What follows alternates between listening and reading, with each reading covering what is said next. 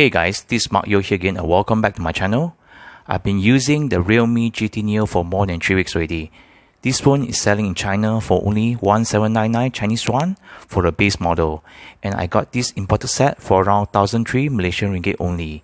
To be honest, I'm quite surprised on what this phone can really do. This phone was launched as REALME X7 Max in India 2 weeks ago, and I really hope that it will come to Malaysia soon. First, let's talk about screen. This phone has a stunning 6.43-inch Super AMOLED screen, 1080p Full HD Plus resolution. The colors are rich and vibrant, and you have very deep black. So watching content is actually very enjoyable. And the screen also supports 120Hz refresh rate, which makes scrolling much more smoother.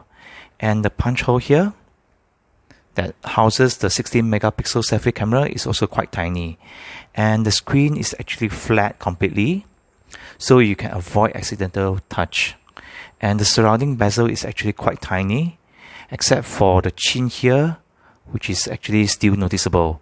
But for this price, it's actually very good already. Next is the build quality.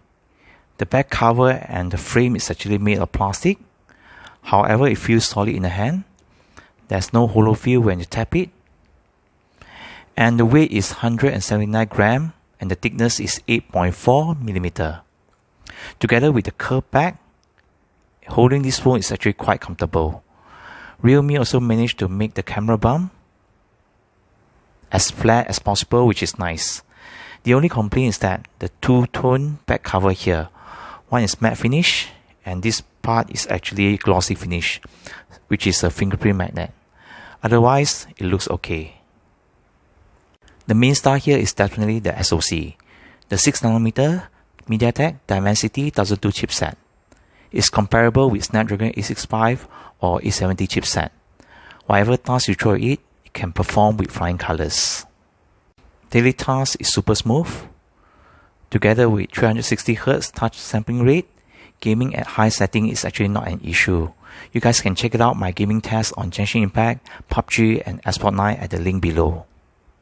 This is the first Mediatek chipset that I'm really impressed, to be honest. Oh yeah, this phone has a vapor chamber cooling system built in. And after 40 minutes of gameplay, I feel a bit warm only at the back, although I'm not in air-conditioned room. So the cooling system here is actually quite efficient. As for the triple camera system, you have 64-megapixel main shooter, 8-megapixel ultra-wide lens and 2-megapixel macro lens. Under bright lighting condition, there's no issue at all. And the 2-megapixel macro lens can only take photos as near as 4 cm only. So there's nothing special, to be honest. As for the night photography, the night mode is actually not bad, but under extreme low light condition, the outcome is not usable anymore.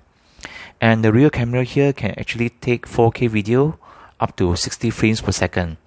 But electronic image stabilizer can only be enabled at maximum 1080p at 60 frames per second. However, I still feel that the video shots are a bit shaky, although EIS is enabled.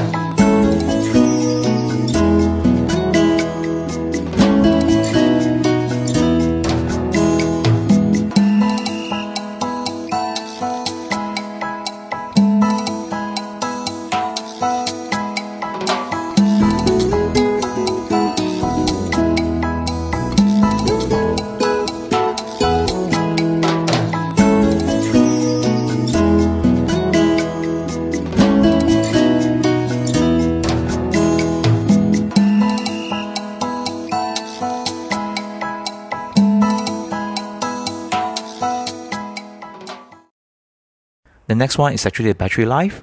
So this phone has 4500 mAh battery. Under normal use without gaming, with data connection on, without Wi-Fi, this phone can actually last me 6.5 hours screen on time with 1.5 day battery life.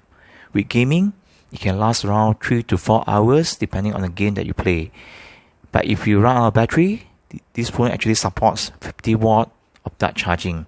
So charging from 0 to 100% takes around 45 to 50 minutes only, so it's actually very fast.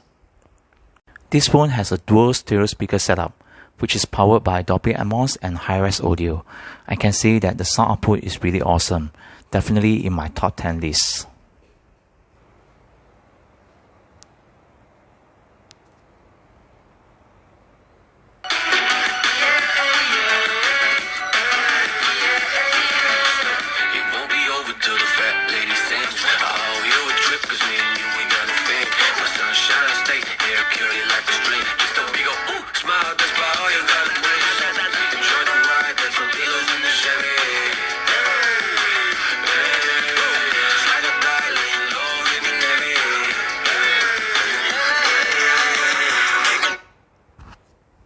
So what do you guys think? Let me know down comments below.